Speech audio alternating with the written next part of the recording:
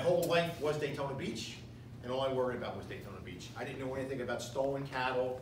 I didn't know anything about that until I became sheriff. I knew that Volusia County was loaded with a lot of good people, but I really didn't know how blessed we are in this community until I started floating around and going to Seville and Pearson and DeLand and all over the place, and you really get to meet great people. We have a great, great, great county here, and I am so proud to be part of it. I hope the good Lord lets me stay for a long time.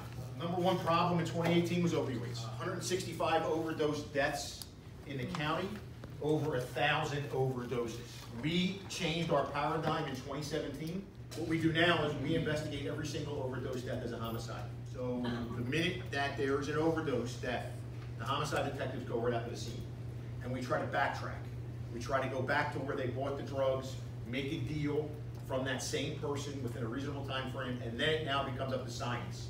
Because the autopsy and medical science has to prove that that drug caused, the drug that we purchased matches chemically to what's in the deceased body. Last night in Holly Hill, a young man overdosed on heroin. A female seller was believed to have sold to at least 2 other deaths in her city jurisdiction. And we got her in custody along with the narcotics. So now she'll be charged because we made a drug deal from her, but now we'll have to wait for all medical science to come back to us to charge her with first-degree murder. Yes, sir. One of our greatest concerns is we're not your most heavily populated area, and you have a shortage of deputies.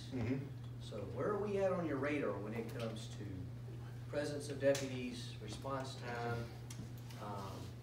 You know, we have drug problems out here, just like y'all do down in Daytona.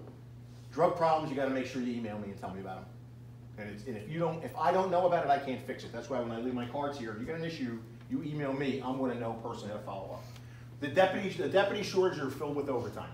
After the shooting up here the other day, not the other day, but last summer, we had to readdress the way we did things. There's always 2 deputies up here. There's 2 deputies north of 40 that are assigned in this area all the time. There are times we would drop down to 1. If the deputy's running late, if somebody's off sick or whatever, then a supervisor has to fill that slot. Thank you. Yes. Thank you very much.